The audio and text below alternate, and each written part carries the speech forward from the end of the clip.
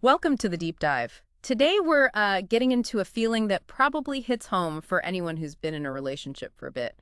It's called chan. Right, it's a Vietnamese word, and it packs a lot in boredom, feeling weary, that sense that the interest you once had is just fading. Exactly, fading in a connection that, you really valued. Yeah.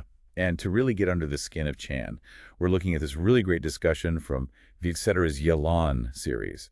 Episode 2 specifically, it's called Chon Yu. Which translates to tired of love, right? Spot on. And the conversation is between Tari Mednin, who's a well-known spiritual teacher, and Thuy Min, an interviewer who, well, she brings her own relationship insights to the table. Okay, so our mission here today is to go deeper than just defining it. We want to explore where chan comes from in relationships, how it affects things, and maybe find some ways to handle it. Yeah, think of it as a bit of a guide, maybe, for understanding this tricky feeling and what it could mean for you in your relationships. All right, let's dive in. Thuymin says something really interesting right off the bat. She talks about how hard it is to know exactly when chan even starts. Yeah, she calls it slow motion. Slow emotion detachment. Have you found that yourself? That it's rarely just a sudden thing. Oh, absolutely. That's what's so insightful. It's gradual nature. It's almost never like flipping a switch. Right. It shows up in these, subtle shifts. The examples she gives are perfect. Like you take a bit longer to reply to a request, or you're just less proactive about showing you care.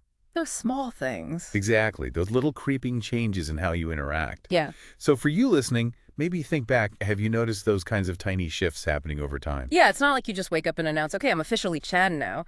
It's more like the energy just slowly drains away. And Tosi Minyan offers a really interesting view on why that slow decline might actually be, well, natural. Natural. How so? Well, if you sort of zoom out, he frames John as just a normal part of being human. He compares it to how that initial, really intense passion, the umme, the uthich you feel at the start of anything new, it just inevitably fades a bit. Like starting a new hobby or finding a new favorite food, that initial buzz doesn't quite stay the same. Does that ring true for you? Totally. That first intense spark, it just feels like it can't burn that brightly forever. It's almost unsustainable. Right. And he even links it to the Buddhist idea of impermanence, Vuothuang, that everything changes, even our strongest feelings.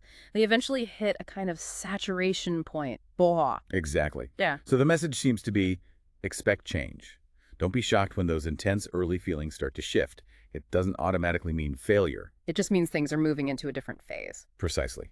The analogy he uses, the burning candle reaching its end, it really captures that idea of saturation. The brightest flame just can't keep going forever. Okay, so it's normal, but how we react isn't always the same. The conversation then gets into how different people respond to this dip. Tevi Miniyat mentions two main groups. Yeah, basically those who tend to feel chan pretty quickly, and those where it happens more slowly, more gradually. And what's the difference? What characterizes that quick chan group? Well, what's interesting is he suggests they often have a very emotional nature. They might crave really intense, immediate feelings and maybe haven't developed strong emotional regulation skills yet. So they want that whole roller coaster of emotions, fast. Kinda, yeah. They want to experience the whole spectrum and quickly. Sounds a bit intense. Almost tiring, maybe? Like always needing that first high. It can be. And the result, he points out, is often this pattern. Super intense infatuation at first, then a really quick urge to pull away once those big feelings start to settle down. Like the everyday reality of the relationship just doesn't match that initial peak. Exactly. They might have really idealized their partner early on, completely swept up in it all. But then, reality bites. Flaws appear, the initial emotional heat cools, and they feel let down, maybe even trapped by the intensity they wanted before. So for anyone listening who kind of recognizes that pattern in themselves, it might be worth thinking about how those expectations of constant high emotion are affecting things. Definitely. It's like setting yourself up for a fall if you expect that peak intensity to last forever. Okay, so that's one piece of the puzzle, the natural cycle and how some people react more quickly. But there's more to it, right? The conversation goes into other factors that fuel chan. Yeah, beyond just feelings fading. This is really important. What else is going on? And a key thing they highlight is the need for, mutual effort. Yeah. Actively working on the relationship. The kongwunda kongo na shale part, if you're not both putting in the work. Then, yeah, it creates the perfect conditions for chan to grow. Makes total sense. It can't just be about taking, about the enjoyment, 确认 It has to be about giving back, building shared stuff together. That phrase, Vanya Trontin, sounds beautiful. It is. Complete in meaning, whole in affection. But it's not just poetic. It's about the active work of creating those shared values and experiences. That's what helps buffer against the natural ups and downs of feelings. And prevents John getting a foothold. Right. And what's really key here is the idea of onya. Duty, responsibility, care, that sort of thing. Exactly. When the initial romance, the tin, naturally cools off a bit, it's this bedrock of commitment, shared history, mutual respect, the onya, that keeps the bond strong.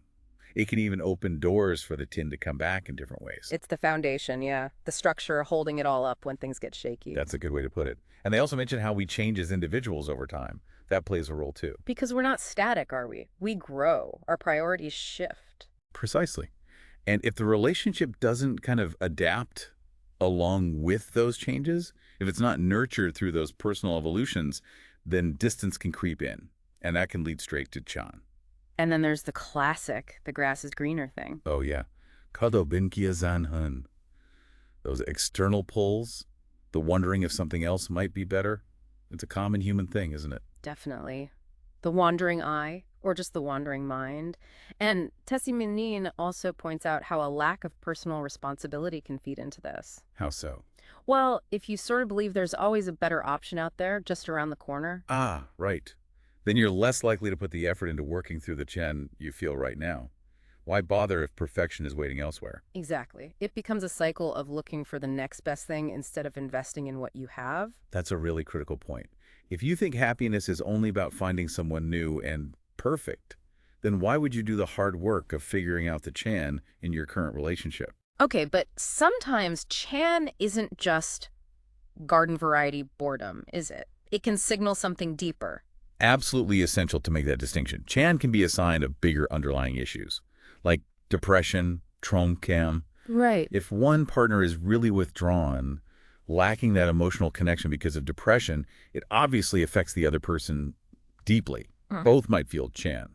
But, and this is key, if the depression gets treated, if there's recovery. Then the Chan might lift too. Exactly. So you have to look at the bigger picture of individual well-being.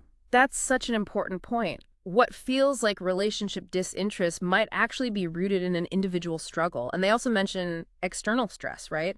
How pressures from outside can get misdirected onto the relationship. Have you seen that happen? Oh, definitely. Stress from work, family issues, personal setbacks, all that stuff can drain your energy and really warp your perspective. And you end up blaming the relationship. Yeah, you project that negativity onto your partner or the connection itself, and it manifests as Chan, even if the relationship isn't the real source. But then if those outside pressures ease up, if you regain your own sense of balance. The feeling of Chan towards the relationship might shift too. Exactly. It shows how interconnected everything is. Okay, so if we find ourselves feeling Chan, what can we actually do? The discussion offers some practical strategies. What stood out to you? Well, the first and maybe most important thing is don't rush into decisions. Pause. Hit the brakes before doing something impulsive driven by that feeling. Right. Take some space, tamto tutakra, for yourself. For self-renewal, to lam then. That space can give you much-needed perspective, stop you from doing something you regret. Like a personal reset. And they also suggest doing things that, bring you joy personally. Recharge your own batteries. Yes, absolutely. Actively engage in things that lift your energy, help you see things differently, and check in honestly. Is this Chan really about the relationship, or is it maybe coming from a dip in my own energy or happiness right now? Because sometimes sorting out your own stuff can actually help the relationship dynamic. It really can. Addressing your own needs might have a surprisingly positive ripple effect. And what about giving each other second chances or third chances? That feels really important, doesn't it? Yeah. Giving multiple opportunities for renewal. Relationships aren't static. People aren't static. So allowing for chances to reconnect, rediscover things, reignite feelings that acknowledges the dynamic nature of it all. Yeah. And they also touch on deeper roots, right? Like hormones, past trauma, inner child stuff. Yes, they do mention that, which just underscores how complex this feeling can be. It's not always just surface-level staleness. For sure. And I thought this was really insightful. The idea that if one partner is feeling less Chan, they can actually support the other through it. Yes. And the crucial bit there is not taking it personally. Kondutuai. Don't get defensive if your partner's feeling distant. Exactly. If one person is going through that phase, the other partner's patience, their understanding, their support can be absolutely huge in helping them find their way back to positive feelings about the relationship. Yeah, that kind of steady support, they suggest, is a sign of true love. That's what the discussion implies, yeah. That enduring patience and help. Now, they take a slight detour, a bit more lighthearted, into this idea of Aochan, the philosophy of being bored. Tell us about that. It's kind of a tongue-in-cheek idea, Yeah. especially relevant maybe in creative work. The thought is that always being a little bit dissatisfied, a bit bored with how things are now, can actually push you to innovate, to create something new. Like a constant itch for novelty drives creativity. Right, that push to break boundaries. But then the conversation quickly brings it back saying, okay, that might work for art, but maybe don't apply that same philosophy wholesale to your relationships. Because constantly needing novelty in a relationship can be damaging. Yeah, exactly. While some freshness is good, always chasing the next new thing instead of appreciating and investing in what you have, well, that can undermine the stability you need in a long-term connection. Which brings us back to looking inward, doesn't it? When Chan hits, the suggestion is to look at yourself first, Sean Min, bored with myself, before blaming the partner or the relationship. Why is that self-reflection so key? It's vital because, especially for those more creative types drawn to novelty, it's about learning to appreciate the present, to see the value in what you already have. Instead of always chasing some future ideal. Right. There's a real trap in constantly pursuing what's next and missing the good stuff that's right here, right now, in your life and relationship. Like scanning the horizon and missing the beauty right in front of you. Perfectly put. And the antidote they suggest is mindfulness, being present, always be aware, luo tu ki, cultivating that deep appreciation for this moment, for the blessings you have now. Because maybe the Chan isn't about the situation lacking value, but about us not being fully present in it. Kong kom tan fan.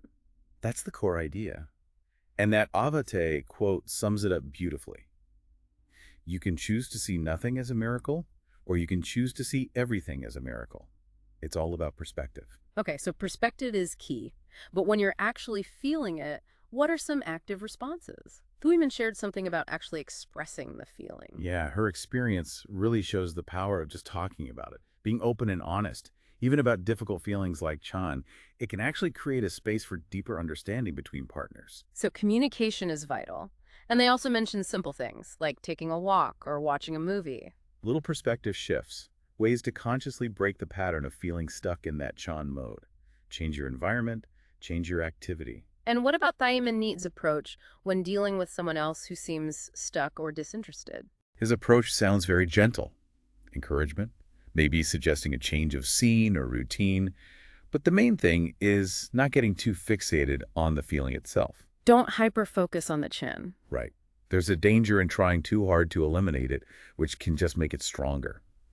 Instead, maybe shift your focus to the positive things that are still there in the relationship. Consciously choose to look at what's still good, what still brings joy. Exactly. And actively reconnecting with other things in your life that bring you happiness, hobbies, friends, whatever, that can help rebalance your overall emotional state.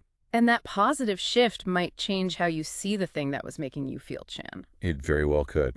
Which all comes back to communication, doesn't it? Creating that space to talk openly about these things. Regularly, before small issues become big ones. Absolutely. Talking honestly about feelings, needs, perceptions.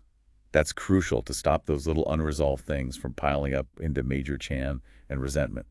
Catching things early. And they mention one partner sometimes taking the lead, like making a list of activities. Why is that helpful? Well, in any long relationship, energy levels fluctuate, right? Mhm. Sometimes one person has more drive to initiate connection. When someone steps up like that, plans things, it can really help break a stagnant pattern and spark shared experiences again. Yeah, it takes the pressure off, maybe. But they also stress that a big pileup of unresolved stuff is often behind deep Chan. Definitely. It highlights why dealing with things as they come up is so important. Don't let it fester. And also trying to understand if there's something underlying going on with your partner. Yes. Recognizing that, psychological stuff, old patterns, inner child issues, these can all play a part in how someone experiences Chan. Understanding that allows for a more compassionate response. Which leads back to that idea of anga, kindness, grace, reciprocity. That's presented as a real cornerstone for lasting relationships. Choosing to support each other through the tough times, remembering the good, the shared history. It shifts it from just, what am I getting out of this, to we're on this journey together. Recognizing everyone struggles sometimes and needs that support. Precisely. It fosters that sense of shared responsibility, navigating the ups and downs together. Okay, what about self-inflicted Chan? How can our own stuff, like insecurities, play into it? It's interesting, isn't it? The idea that your own lack of confidence could somehow contribute to your partner feeling Chan. And Thuy Min sharing that she's often the initiator, using strategies to refresh things that shows the active role you can play. Taking agency in the relationship's dynamic. Exactly. But then there's the really tough scenario. What if one partner just isn't willing to engage, won't change, won't address it? That sounds incredibly hard. Yeah, makes the Chan feel kind of unbeatable. The conversation acknowledges how difficult that is. Mm. And in those cases, it suggests maybe revisiting that idea of unpem, the deep connection, the history, and trying to shift perspective. See your partner as someone who needs support rather than just focusing on your own disappointment. Extending compassion even when it's really, really challenging. It's about reducing the pressure and expectation on yourself, perhaps. And they do mention those profound examples of commitment, supporting a partner through serious illness or a total loss of confidence. Those stories really show the depth of Entin, don't they? Accepting the whole person, struggles and all. They do. It speaks to a level of commitment that goes way beyond just feelings. Now, what about the cyclical nature? The movie One Last Dance came up. Yeah, that film apparently shows this pattern really clearly. Intense passion, then Chan, then repeat in the next relationship. Suggesting the pattern might be internal, not just about the specific partner. Exactly. That maybe the Chan reflects our own tendencies, our own patterns of seeking and losing interest. It brings up the importance of knowing yourself. Knowing if you have that tendency towards getting bored easily, kanbam chung chan. And they also mention psychological conditions playing a role. Right. Things like bipolar disorder or certain dissociative patterns can cause really significant shifts in feelings, including intense Chan in relationships. It just shows how much our internal world affects our external connections. So self-awareness is critical if you want to break those cycles, understanding your own patterns, your own contributions to the feeling. Absolutely. Taking responsibility for your part is often the very first and maybe the biggest step towards building something more lasting. Okay, let's talk timeframes. Does Chan change as a relationship goes through different stages? Initial compatibility, moving in, long-term commitment? That's a great question the discussion raises. Does getting through years together make Chan less likely, or do you just learn to live with it differently? Adapt to it. And they make a crucial distinction here between Chan and Langan. Yes. Chan might be a temporary lull, something you can work through. But Ngan, that sounds much more serious. Complete disinterest and unwillingness to even try anymore. Like the hope is gone. Often, yeah.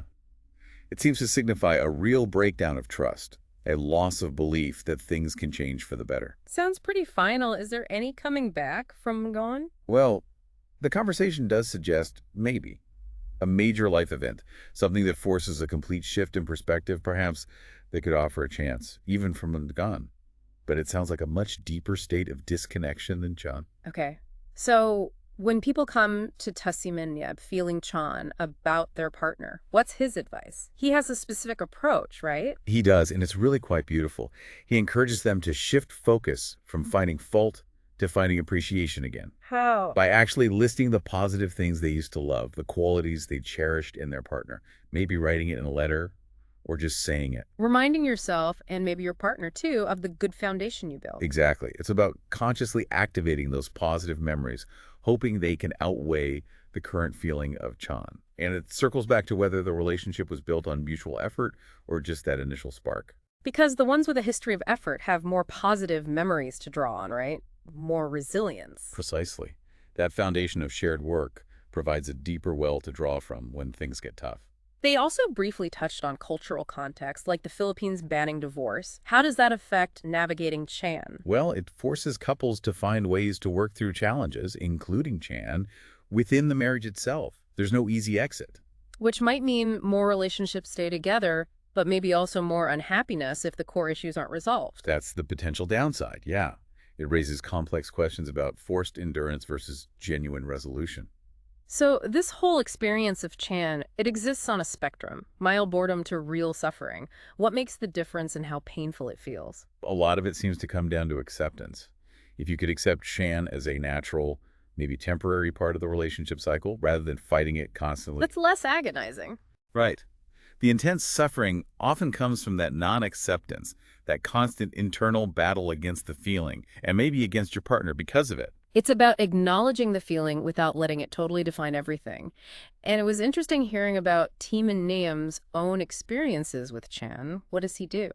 His strategy is often to step away, change his environment, engage in something different, especially connecting with nature. Creating distance from the source of the feeling. Yeah, and he makes the point that Chan is often quite specific, tied to one activity or interaction, not usually an all-encompassing state. He consciously tries not to let boredom dominate him. And that funny story about the motorcycle. Right. A very quick Chan, based on it not aligning with his values and path, it shows how fleeting it can be sometimes. Contrasted with his long-term passions, it highlights that Chan isn't always deep or permanent. Exactly. The intensity and duration vary hugely. Okay, one last concept they bring up. Near recondition. What's that about? It sounds Buddhist. It is related to Buddhist practice. It's essentially about trying to see reality, or in this case, your partner fresh, without the filter of all your past experiences, biases, assumptions. So, stripping away the history for a moment? Kind of. We naturally view people through the lens of our past interactions, good and bad. Near recondition is consciously trying to set that aside. Look at them with fresh eyes, like you're seeing them for the first time. Like a scientist observing something near, how does that help with Chan? Well, by looking anew, you might actually rediscover qualities you used to admire, but have started taking for granted. Things you cherished might come back into focus. And that could diminish the feeling of Chan. Potentially, yes. So ultimately, dealing with Chan requires that honest look inward. Where is this coming from? Is it justified? Is it temporary? And remembering it can also be a signal. A signal that the relationship needs some attention, some change. Exactly. Wow. Well, this has been incredibly insightful, really digging deep into Chan. We could probably talk for hours more. But maybe this is a good place to pause this deep dive. Agreed. And maybe the key takeaway for everyone listening is just how much this feeling of Chan in relationships is tied to our own internal state. It really calls for self-awareness and active engagement. Absolutely. So, whether you're in the midst of feeling Chan yourself or you just wanted to understand it better, we really hope this discussion offered some valuable perspectives. We wish you all healing love, peaceful relationships, Yulan, Yuyenlan. And huge thanks to Dasi Miniem and Thuimin for their wisdom. And of course, thank you all for joining us. Yes, thank you. And be sure to join us next time for another exploration right here on The Deep Dive.